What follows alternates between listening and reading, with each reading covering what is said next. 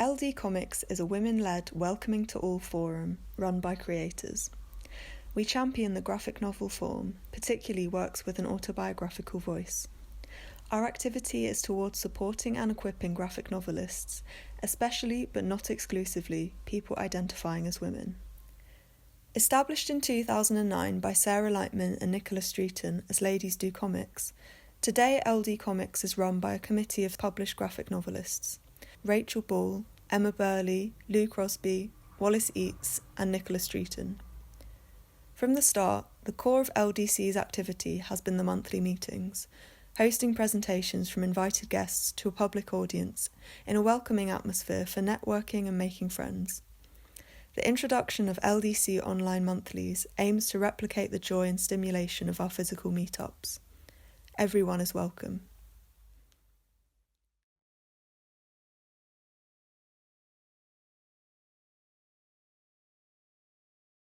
My name is Barbara Stok. I'm from the Netherlands. I'm here at the moment in my workroom.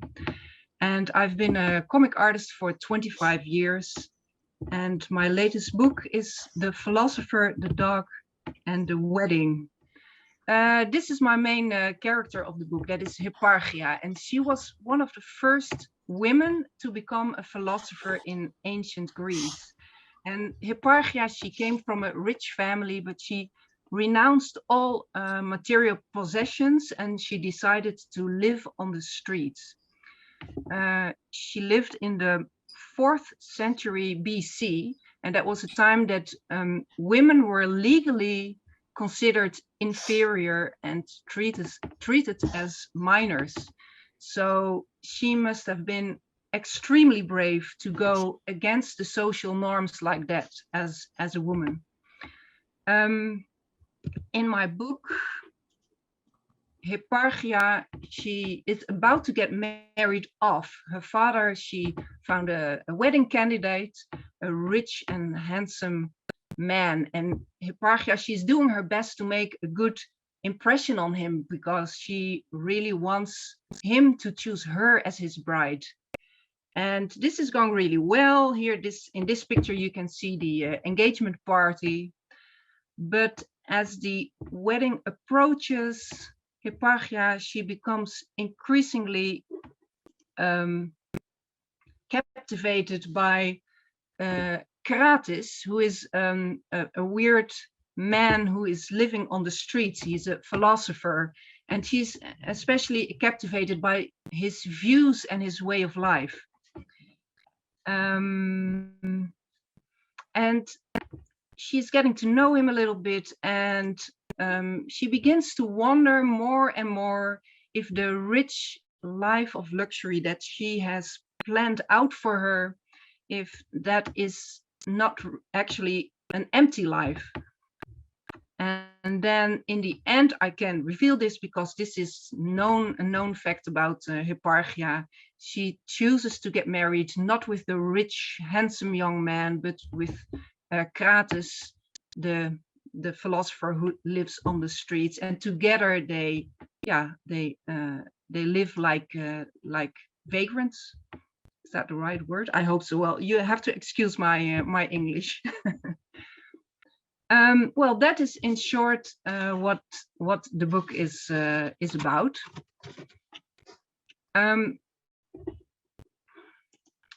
The Philosopher, the Dog, and the Wedding, it's my 13th book. I started out making autobiographical stories, so stories about my own life, about trivial daily subjects usually. But the thread of my work has always been the question how to live and what is important in life and what isn't, and does that fit with the general values in our society? And I will give you one example of one of these autobiographical stories. Oh, I don't know. Okay. It looked as if the new slides were empty, but I guess they're there. Well, I'm making it a little bit exciting for myself. So this is one example. It's called 2 Weeks in the Country. Here you can see me and my husband Ricky. We're in our house in the living room, and we're sitting there reading on the couch with our dog. And I spotted an ad in the newspaper. I say, wanted house sitter for detached house in the countryside with 2 cats and a dog. And Ricky says, detached? Sounds good, give him a call. So a month later, it was all arranged. I'm walking over there and I say, yeah, for 2 whole weeks, we're going to have so much space. And there we are, sitting on the couch, reading with the dogs and the cats. But how much space does a person really need is what you can ask.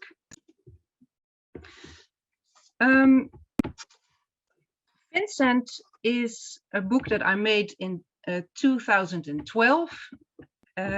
This was a success. It was about Vincent van Gogh, the painter, Vincent van Gogh. And it was translated in many countries, more than 20 countries around the world. And when it was finished, of course, I started thinking about a new subject for my next book. And I've always been interested in philosophy. I took courses at the university here, and later in life, I started. I became interested in Stoicism. That was in a time that Ricky and I, my husband and I, we wanted to have children, but we didn't succeed. And then I stumbled upon Stoicism, and that helped me overcome the grief of that period. And still, Stoicism is an important part of my life. Then in this book, it's a Dutch book, there's no translation. It is about female philosophers. In this book, I came across Hipparchia, and her story really appealed to me, and I immediately knew that I wanted to make a comic about her. Hipparchia, she belonged to a philosophical movement called the Cynics, and this word, the Cynics, what it means, you have to forget what it means today. In those days, it was just the word for this philosophical movement. So during this talk, when I say cynics or cynicism, it's this philosophy. And the Cynics, they propagated a minimalist lifestyle, and they turned against the general social norms and values of their societies, like the ideas about wealth and about social ranks. And I really admire the rigorous way that Hipparchia renounced all her possessions and turned against the social norms. I felt that Hipparchia's story is still an important message for us today, with problems in our society like climate change and capitalism, and you call it. And it might be weird to say about my own book, but I just had a sense of urgency with this story. So that's why I chose Hipparchia as the subject for my book.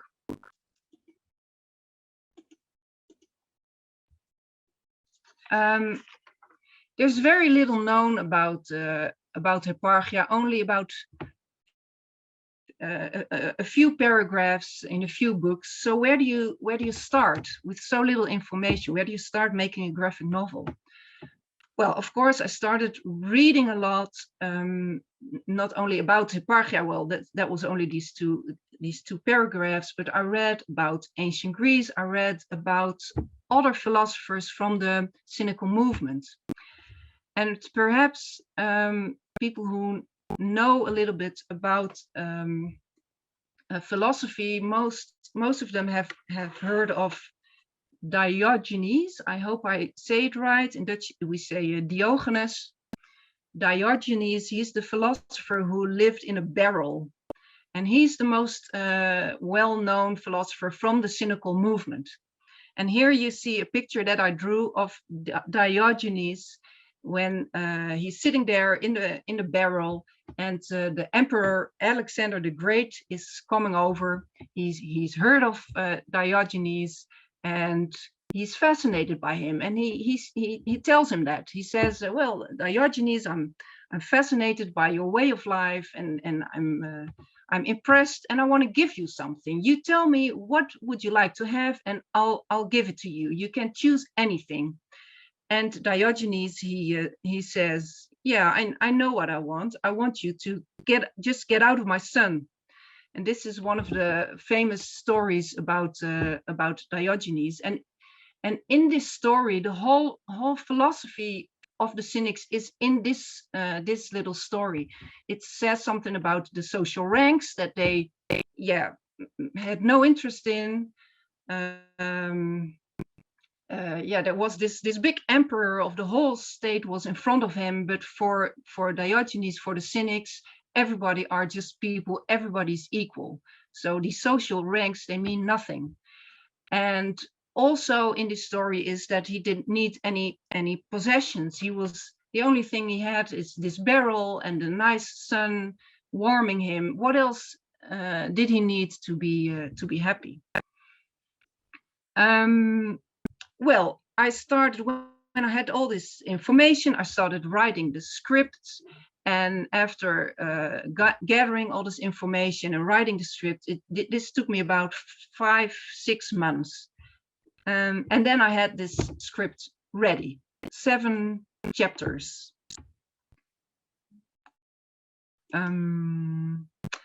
Then you would think, when you have the script, you can start drawing. Well, no, first I went to Greece to see where Hipparchia had lived.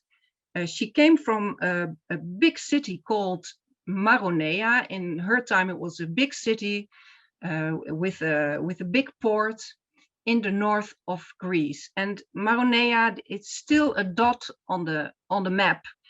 So me and my husband Ricky, we went to the north of Greece, and we rented a car and we drove to this dot on the map.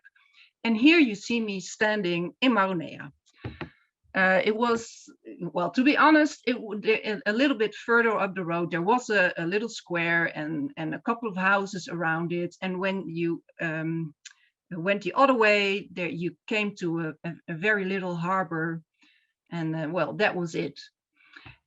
But I went there to see what the environment looked like, what the mountains look like, how the trees and the plants and the color of the earth. You need that sort of information to be able to draw a good book, I think.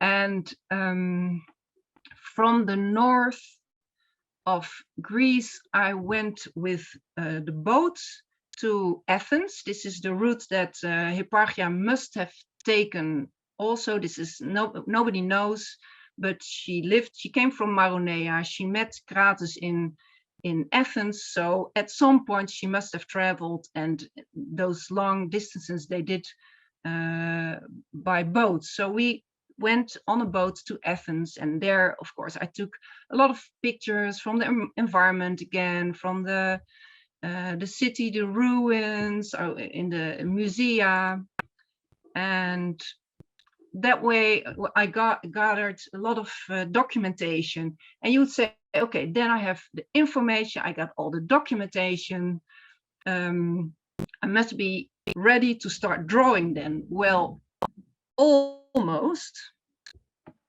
because before, oh no, I forgot where I was. Here. Yeah, before I draw a scene, I make a storyboard, and that looks like this, just quick drawings of what the page is going to look like, and of course writing the dialogues. Usually people think making graphic novel is mostly the drawing part, but it is actually, I think, 50% drawing, 50% writing, and to me, I love the writing part more than the drawing part. So this is an important part of the process. Let's see, the next one. Here I will quickly show you a few photographs that I took and what I did with it in the book. So this beautiful tree and in one of the pages. And here's a landscape outside of Athens that I used for this drawing of Hipparchia and Crates together in nature. Here you see, yeah, in ancient Greece, there's all this beautiful pottery that, and I could use that in the book as well. I did that a lot. What I noticed, one of the things I noticed is that there are many stray dogs in Greece. Here in the left bottom corner, you see my husband Ricky and two stray dogs who are interested in our lunch. So in my book, there are a lot of dogs everywhere. And here you see one panel where Hipparchia dressed up like a man. She dressed up like a man to how do you say that? To go to the courses that Crates is giving in the streets. So Hipparchia dressed up like a man. She is wondering how much do we really need, and you can see the dog lying there, and I think that is the dog is giving the answer. Oh yeah, I want to show you this picture. This is just a tiny bit of all the pictures that I made of myself draped in these robes. These robes that they were wearing, the ancient Greek. It's very. I thought they were very difficult to draw, so I did this. Sewing is a hobby of mine, so I had a big piece of cloth in the house, and I did all these. Yeah, I don't know how you call it, but you can see what I did, and then I could use it to make the drawings. Let me see what time we got. I'll go quickly. These are the tools that I use. Maybe interesting for people amongst the viewers now that are making comics themselves. It's just normal pencils and Staedtler pens. I draw on paper, and then my husband, we work together closely. My husband, he does scans in the pages in the computer, and he helps me with the coloring and all of that. And then let me see, I will go very quickly show you how these the pages are made from sketch to end product. This is another one. Here you can see the theater and the way that I draw. This is pencil on paper, and then where was I? Oh yeah, pencil on paper, and then over pencil when I'm satisfied with the drawing, then I do the pen over the pencil, the inking, and it almost looks like the theater is getting fuller and fuller with people. And then when I got it all inked, then erase the pencil and color it in the computer. And do I have time for one more? Do I have, I don't know. Yes? Okay. I'll show you one more. This is a drawing of the silver mines. In those times, there were silver mines and slaves working in them in horrible conditions. And you can see here the way that I draw it. And then it's colored. Of course, the coloring takes a lot of time, but now it's just like that. It took me 5 years to make this book, from 2016 until 2021. And one of the things that kept me going during these 5 years was this sense of urgency that I had, because I think that Hipparchia and Crates have an important message for us today to reconsider the general norms that we have in our society, like the ideas that we have about wealth and property and slavery today, and the position of animals, for instance, just to give you a couple of examples. Okay, you are out of time now, but maybe someone can ask you. Out of time. Okay.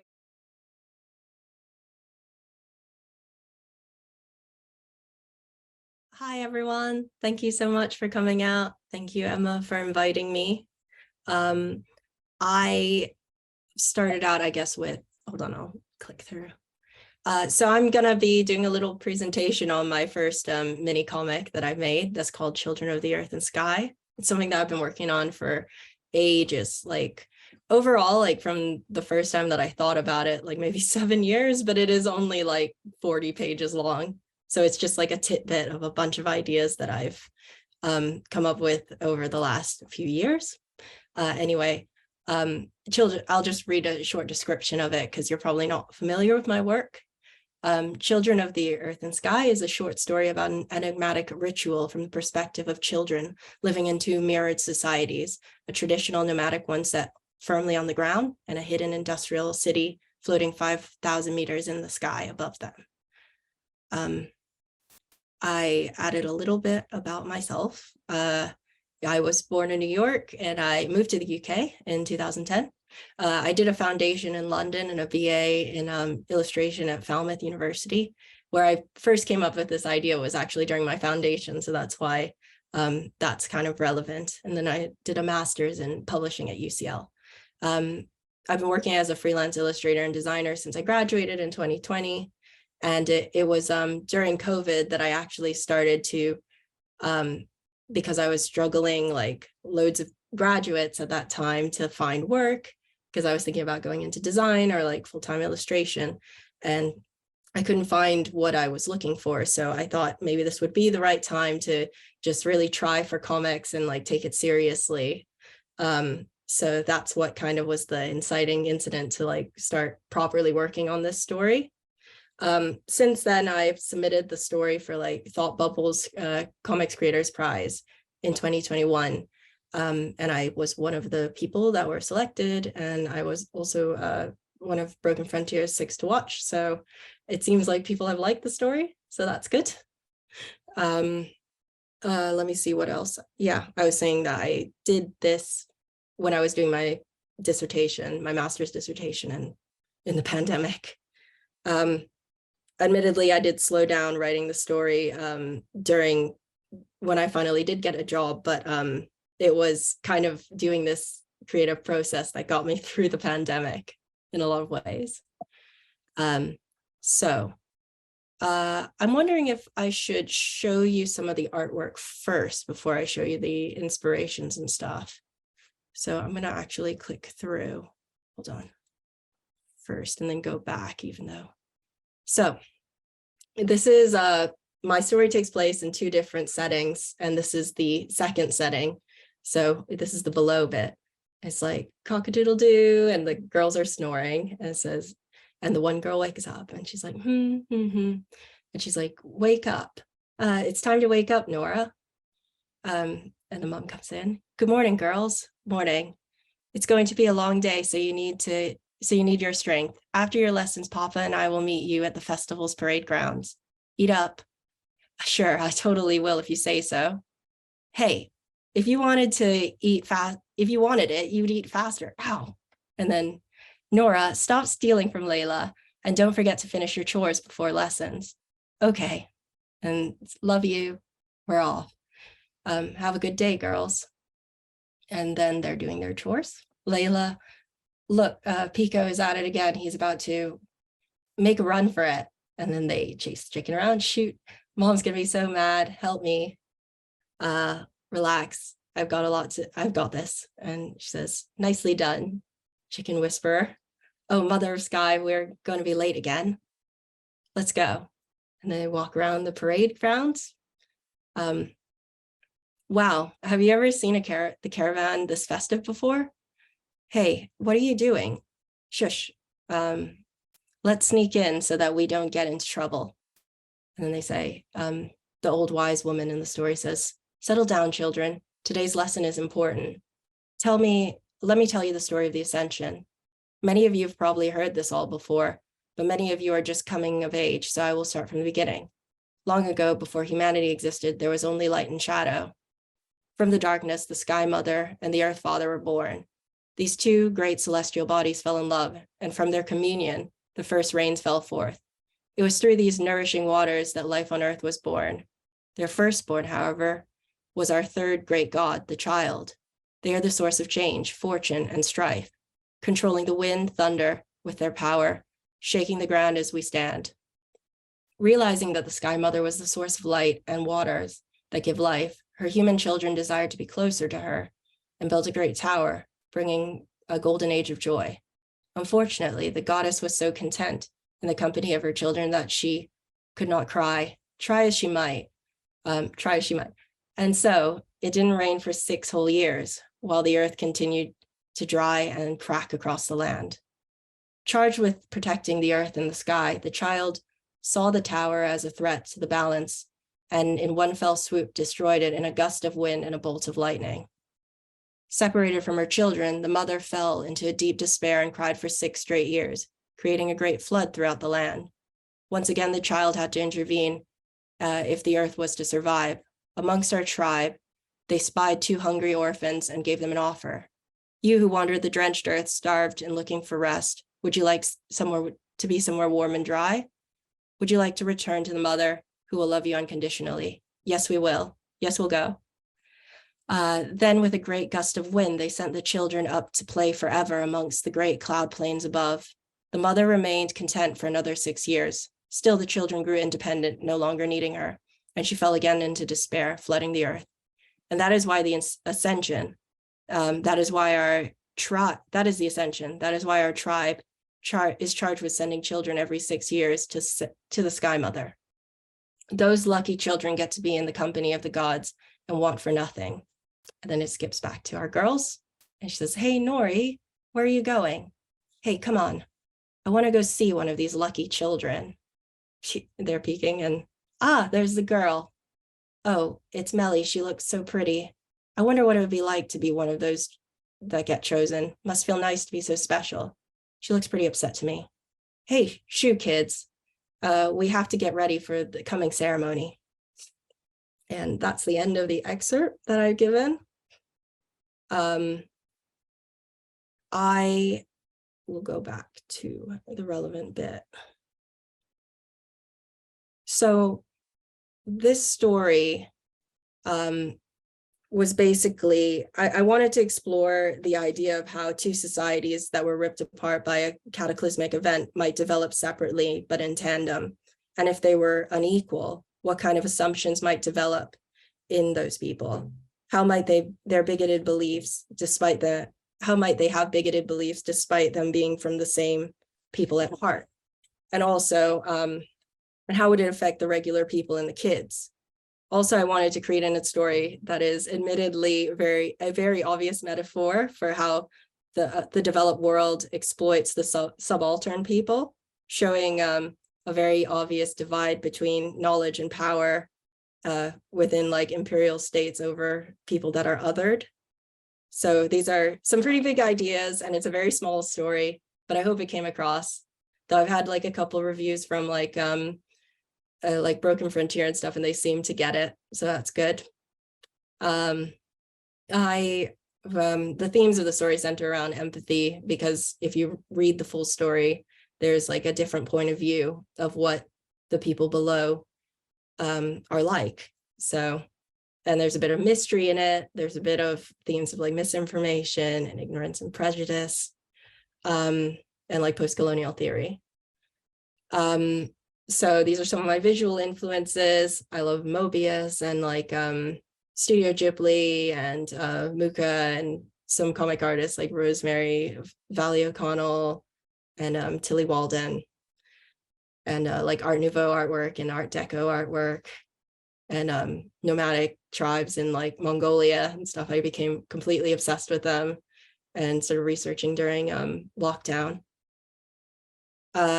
So how this project started actually was when my teacher back in foundation, who is Isabel Greenberg, maybe you've heard of her. She did the Encyclopedia of Early Earth. She was my teacher, and she set a project to create a world, basically. And I created this very, very messy collage of a floating world and like a world below, and this like child and like a balloon that would go up and explore. And I kind of like, it sticked in my mind for many years. And hold on. Will it let me do it? Enable content. So I also made this little like animation about it if it's playing. And it's very, very rudimentary. I did it with like inks in like 2D with like scanning each one and putting them on each other. And it's just about a kid that wants to go explore the city in the sky or whatever. So anyway, I kept thinking about this world and its little travelers, and little by little, it became like a more real story that was fueled by my other interests, because I did a short course on like cultural studies and like the post-colonialism, and it all kind of like melded together in a way. But yeah, so I'll just let that play, but because it's kind of fun, I think, for people to see how things developed.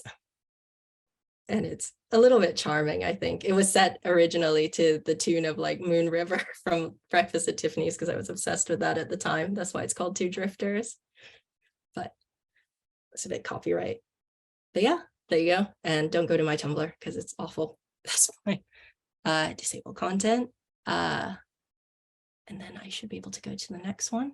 So yeah, these were my initial sketches from my second year of university. And you can see my artwork has changed quite a lot, but the basic concept of the city and the kids have stayed the same.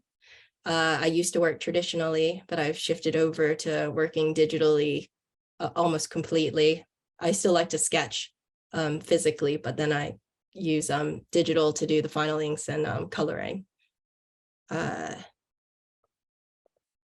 These are like some fun examples that like I did a version for my project in uni, and you can see the comparison of 2017 to 2022 and how much that has developed, but also how some of it has stayed the same.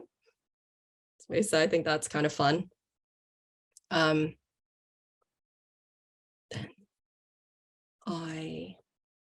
then this is like my process. So like our previous speaker, I thumbnail very messily to begin with. There's a full storyboard of these kinds of thumbnails before I pencil, usually in blue ink, because I don't know why, I think graphite's a bit too rough for me for some reason. Then I do the inking, and then I color and I letter, and I do amendments because I did not like the way that the lettering was, and I thought the coloring wasn't light enough in the original. Yeah, and then that was the reading examples, which I've already done. You can see the artwork again when I go through it.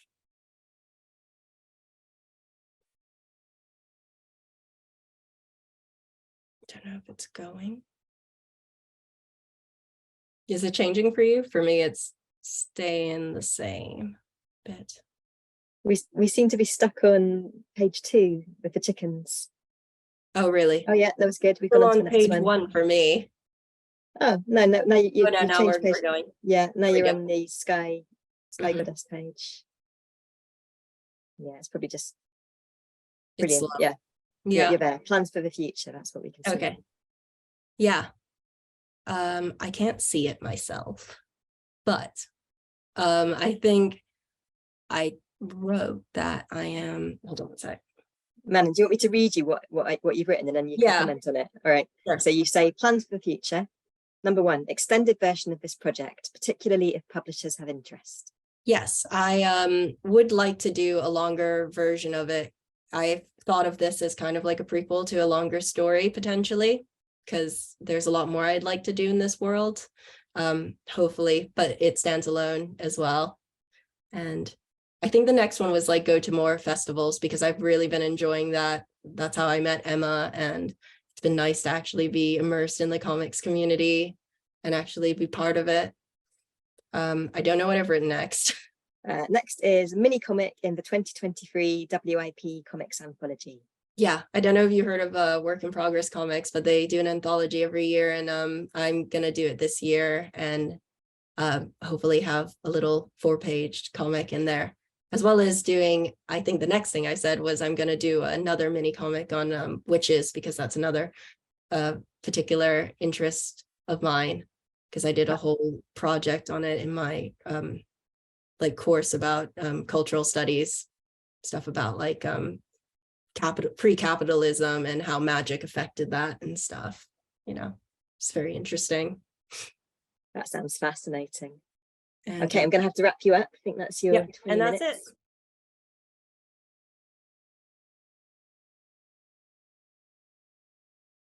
So yeah, I'm Michelle. I'm based in Liverpool, but I grew up in East Yorkshire and I spent a decade in Glasgow in between. I've been described as a fine artist, as that's what I studied at art school, but I'm not really sure what I am, and I quite like that. I think my work spans a number of boundaries: fine art, illustration, graphic narratives, graphic medicine, comics, picture books. And I love that the medium of graphic noveling is inherently fluid. It's non-binary and rife for experimentation.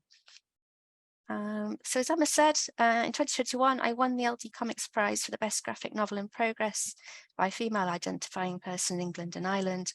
And I was so shocked, as this was my first attempt at narrative text and image piece, really. And the only thing I'd ever won before in my life was a recorded duet competition at Hull City Hall when I was about 12. And embarrassingly, my friend and I were the only entrants to that particular strand of the competition.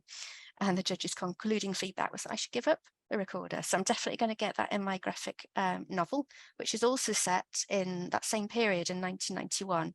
The book's called provisionally The Room of Stars. It's about a 12-year-old girl who's a day girl at a boarding school. And it's partly autobiographical. It's a queer coming of age story, but it's got a huge dose of gothic fantasy with some humour, social commentary, and explores themes of bullying, sexual and gender identity, otherness and class. So I'm going to start by reading the introduction to the book. Some of you might have seen these slides before at the LD Comics Award, but I've never read the whole chapter out loud. And there's only 3 copies of it in existence. So it starts in the future. It says, I still dream of the creature. It was a dark thing which I couldn't quite make out living in the school pond, a submarine nightmare silhouetted against a bed of emerald. The sublime delicacy and horror, those eyes haunt me. This is a true story, a nightmare beginning in the school pond, all shadows in the faintest of sunlight. Fear, wonder. What lies within and beyond? At least here on dry land I was safe. Life was predictable, familiar, lonely. But no matter how hard I tried, I could not fit in. Have you heard about the penknife boy? Yes, I saw him in the woods. Oh, he's dangerous. Is he fit? I think there's something really powerful within the pond. Huh? To their reality. My ability to kill any conversation dead was compounded by a social awkwardness derived from, amongst other things, interest in clothing, moleskin waistcoats, my dad's old shirt, spandex leggings and pixie boots, perpetual bad hair days, niche hobbies, an obsession with squirrels, musical interests, extracurricular reading, which includes anything from the occult to LGBT classics. Was either trying too hard or not hard enough, making terrible jokes. What do they used to cook with on Endor? Ewoks. Forgetting her school kit, PE kit, every time and having to go through a lost property bin. She was voted worst bag in class, igniting rage and sadness. And as time passed, I grew more and more of an outsider. Snow fell and the girls' hearts froze. I knew that eventually I would end up in that pond one way or another. I was really drawn to LD Comics' fairly open brief, which particularly called for works that push the boundaries of the comics medium, as well as covering the domestic and autobiographical. And since I won the awards, I've completed a couple of other major projects, which I will hopefully talk about briefly at the end, if we have time. But I've also kept the Room of Stars going, and I'm committed to finishing it and keeping it fairly experimental. I think it'll take a few years to realise. So I'm going to share some of the chapters and 3 themes that I've developed since winning the award. So it moves in and out of the boarding school with quite gothic chapters, but I didn't really want to write a book that was purely brown and blues. I'm a painter by training and I love colour. And I think somebody said earlier, like, what do you do if you change your style mid-book? I think I change my style every few weeks sometimes, and I kind of wanted to leave myself that freedom. So I started to conceive of each chapter as being a bit like a collection of paintings with a different colour theme. I'm hoping that a cinematic feel comes through from the introductory images I just shared. I've always been heavily inspired by film in my work, particularly horror and 70s and 80s blockbusters. It's just so evocative and nostalgic.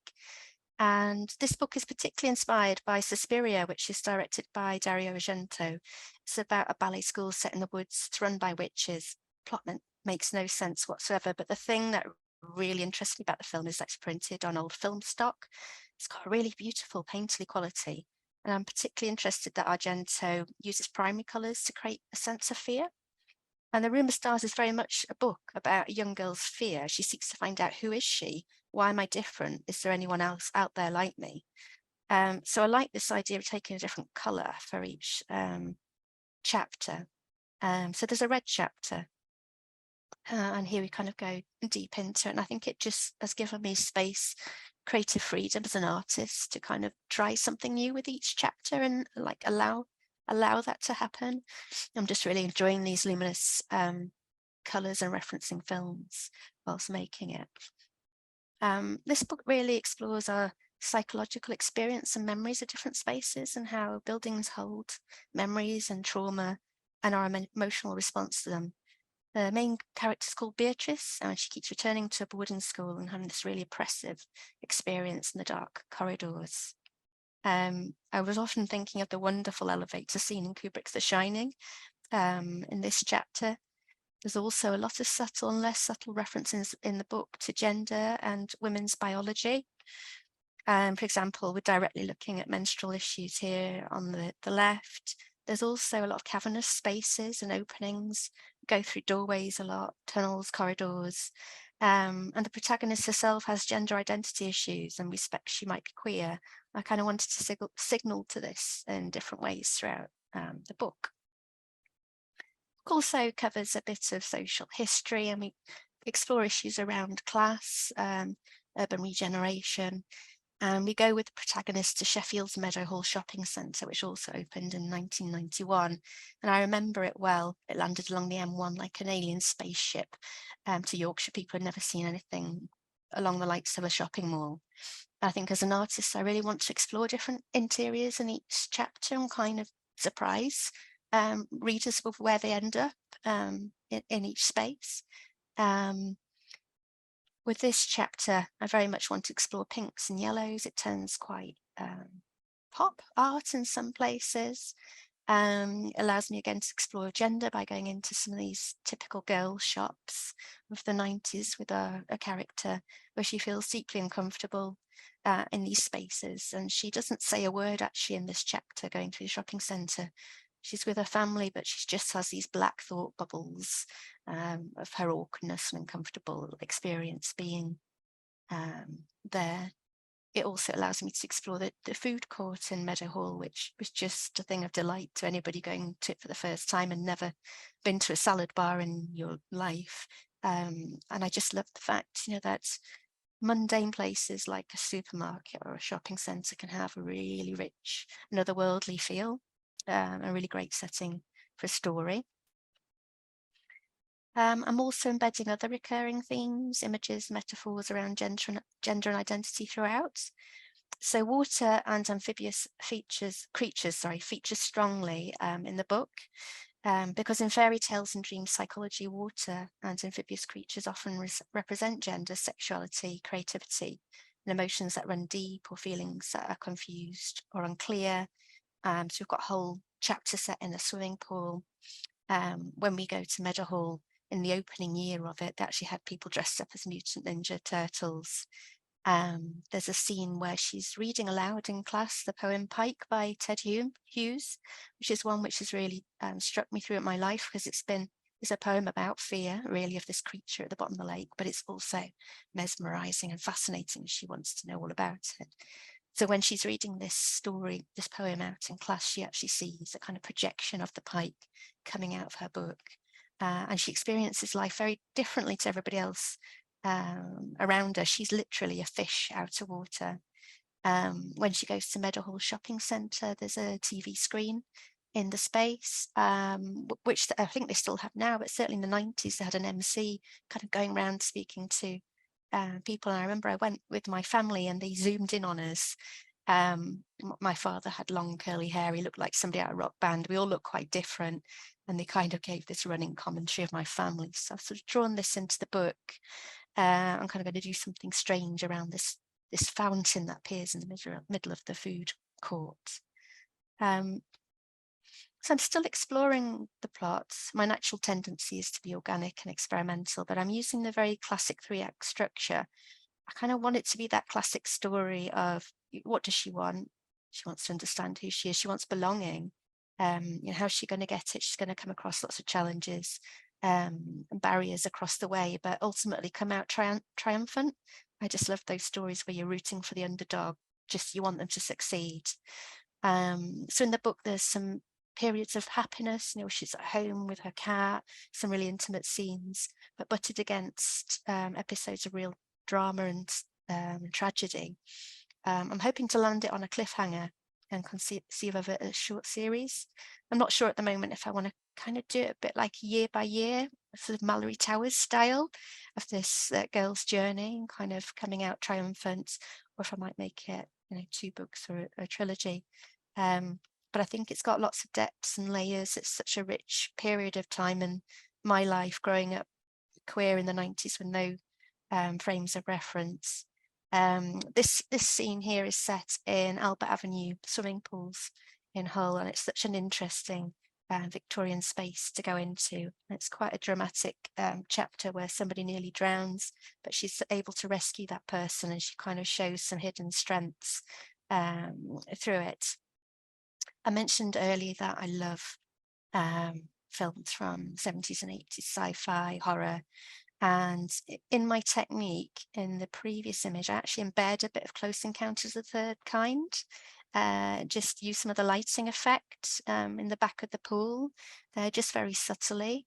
I do it again earlier on in the presentation with some of the weird effects over Meadowhall. Those sort of luminous blobs come from Suspiria. So I don't think there's copyright issues there because I'm just using a bit of element from it, but I do it quite a lot, and it just helps me sort of interrupt the space.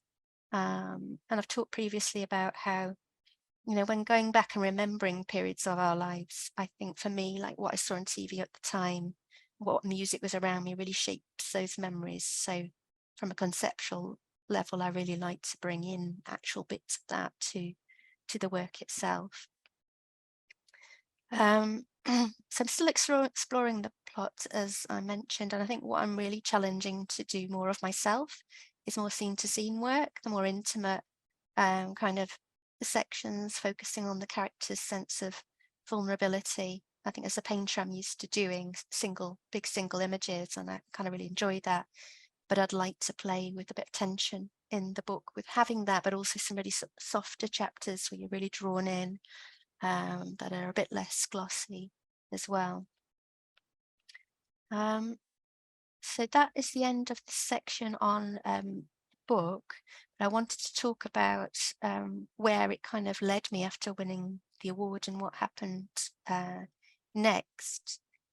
So from work I was sharing on the book on social media, I was approached by somebody working for King's College London who was doing a PhD in some research on human rights in the maternity system. And they'd actually covered some appalling accounts of obstetric violence against women and non-binary in the system. And they were struggling to get their research published by any academic or health institution. And she'd seen my work and felt that there was something in it in terms of strength and vulnerability that she wanted to capture in a zine around this issue to raise awareness amongst health professionals. So I worked with a panel of professionals who were experts in birthing rights. She had conducted interviews with 16 women who had potentially given birth without doctors or midwives present. And interviewees spoke of wanting to be listened to be respected, treated as individuals, acknowledged as adults who had autonomy and bodily integrity. So our aim was to bring to life women's experiences in maternity care, both the good and bad, and emphasize human rights in childbirth. But we didn't want the zine to be text heavy because we wanted it to be accessible to people from a range of languages, nor for it to reflect the type of mainstream leaflets that can appear in the NHS. We wanted something different, something eye-catching that was going to encourage people to pick up and read about quite a difficult topic. So I'll share a few images from that. Fortunately, reproductive rights and obstetric violence are indicative of a much wider gender-based issues in society, and we wanted the zine to capture this broader battle to eradicate discrimination, oppression, and violence against women. So one page, for example, on the right says, "You can't touch me without your consent," and you can see there, got lone pregnant woman sits solitary in a darkened bus stop. And I think in one respect, the image simply depicts her returning home from an appointment, daydreaming maybe. But this is a woman full of human rights, telling the world that she's free, she's confident, she's in possession of bodily autonomy. But another perspective, she's really in a precarious, vulnerable situation, maybe unsafe. And if you look carefully at the image, we've embedded shadows of darkened tree branches, which are kind of creeping towards her. And we were kind of interested in how women can be treated very differently in different spaces, suddenly penetrated without consent or treated in violent ways within a health institution, but it wouldn't be acceptable in a street. So we kind of wanted to include some of those different settings in our work as well. I was quite lucky, I think, in that my partners, the clients, were quite brief in the words that they wanted to incorporate in the text. We wanted it to be eye-catching, really grab attention, so I have a right to control my own body.